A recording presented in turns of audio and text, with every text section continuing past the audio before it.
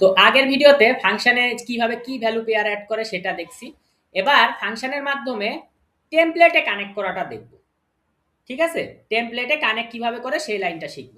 ঠিক আছে, তাহলে কানেক্ট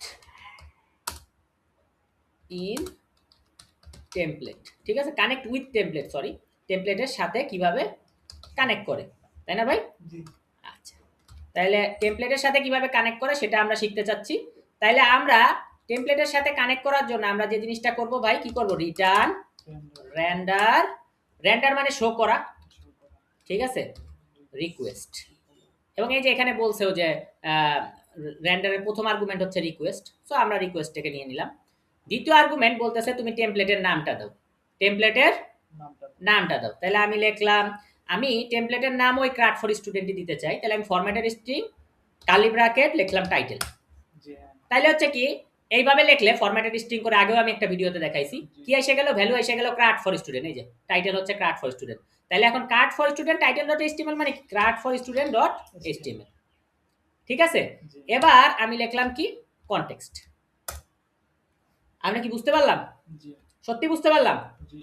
ওকে, তাহলে আমরা টেমপ্লেটে কিভাবে কানেক্ট করে ফাংশন দিয়ে, সেই ফাংশনকে কিভাবে টেমপ্লেটের সাথে কানেক্ট করে সেই লাইনকে শিখতে পারলাম। ঠিক আছে, তাহলে connect with template using render function.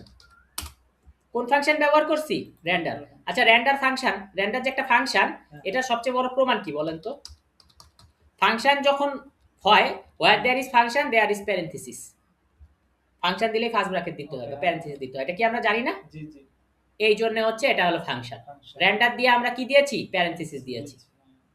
ঠিক আছে ভাই, ওকে, পরের ভিডিওতে দেখা হচ্ছে। তাহলে আমরা আরো একটা জিনিস শিখলাম, render function, where there is function there is a parenthesis. Generally, হ্যাঁ, জেনারেলি মানে সাধারণত, নাইলে সেটা টাপল হবে।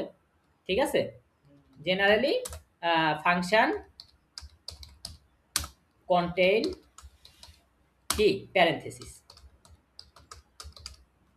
ঠিক আছে, ফাংশনের কি থাকে, সব সময় প্যারেনথেসিস থাকে। ঠিক আছে, বা ফাংশন হ্যাজ প্যারেনথেসিস।